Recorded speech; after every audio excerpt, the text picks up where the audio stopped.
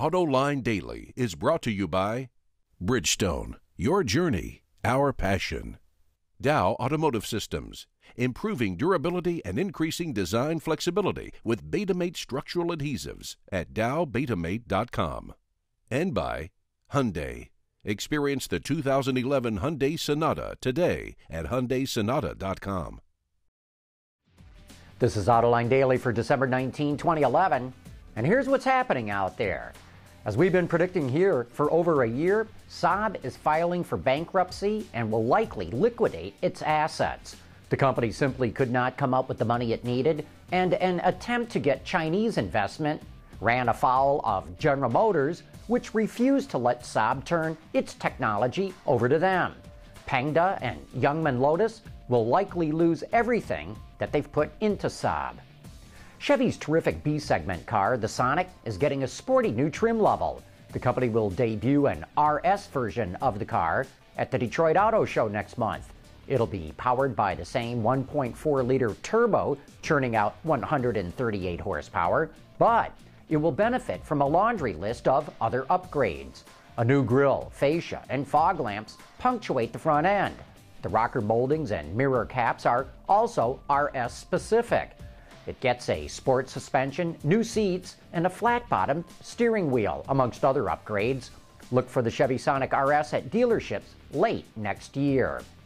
Alfa Romeo's sultry 4C concept that debuted at the Geneva Motor Show is rumored to be a go. Autoblog reports Fiat is just about ready to start building this mid-engine two-door. Supposedly, when it reaches showrooms, it will carry a base price of £45,000. That's roughly $70,000 US. It's expected to be powered by a direct-injected Turbo 4 that belts out 230 horsepower. Well, we'll see about that. Car sales are ending the year on a high note in the U.S. WardsAuto.com is forecasting that this month's SAAR will hit 13.4 million units, and that sales for December will reach 1.23 million units, which is a 15% gain from November.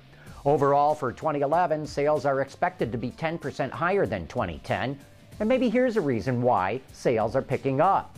A report from C&W Research says automakers and dealers combined have ratcheted up incentives and discounts. They're up 20% from a year ago.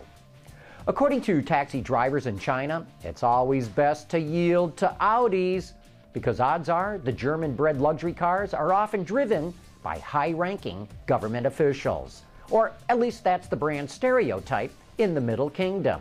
Audi isn't the only brand with a different perception in the People's Republic compared to the U.S. BMW's reputation for sporty performance doesn't seem to win it much favor in China, where the ultimate driving machines are more known for being involved in street racing and driven by corrupt politicians.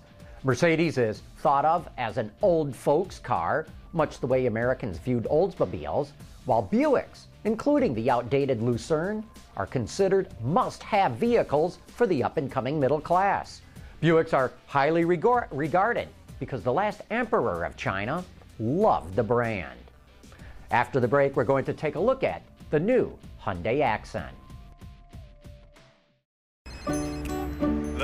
What if we always settled for the first thing that came along? Then we'd never have gotten here.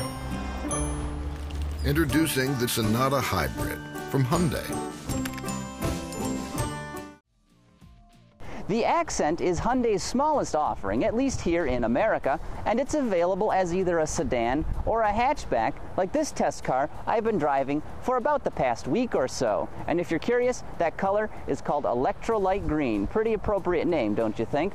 Of course, it features Hyundai's iconic fluidic sculpture design theme, which is also out on the Elantra as well as the popular Sonata sedan. And some of the features that it entails include those creases on the hood, give it a nice muscular look, these very technical looking headlamps, and of course this corporate grille, which we're going to see on a lot of other products in the Hyundai lineup, including the redesigned Genesis Coupe. Base price for the Accent is about $14,200. Our test car, however, is an SE model, the top of the line trim level, which stickers for about $16 grand. And if you want an automatic transmission, plan on spending about $1,000 on top of that. But enough about the exterior of the car. Let's get inside because it is freezing out here.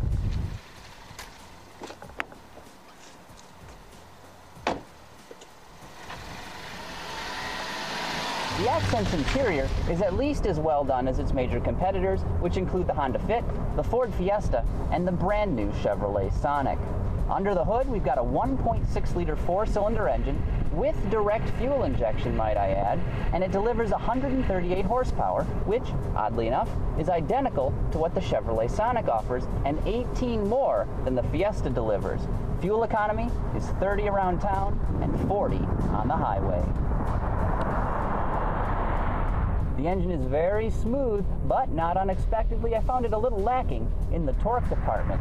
That being said, it's got a strong top-end pull, and when that tack needle hits 5 grand, it starts pulling like a much bigger engine. Now, it's matched in this car to a 6-speed manual gearbox that is very silky smooth through the gears, and so is the clutch take-up. Overall, this is a very easy car to drive.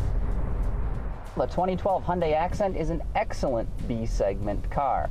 Aside from the ride, though, which I found a little too soft and the steering a little too loose, there's only one niggling little problem. But there's an easy solution to it, and if you don't mind waiting, I'm going to pull off in here to make a quick purchase.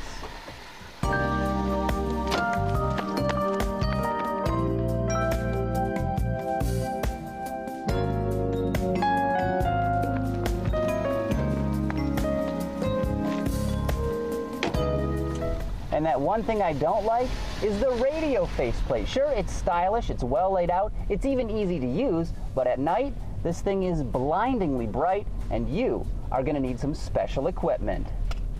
Make sure you test drive the Accent in the dark before you buy one. Hey, don't forget to join us Thursday night for a special Christmas edition of Autoline After Hours.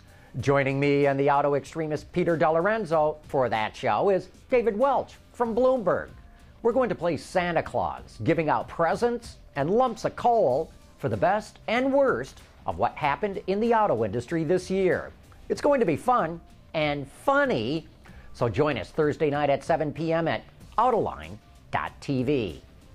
And that wraps up today's report. Thanks for watching. We'll see you tomorrow.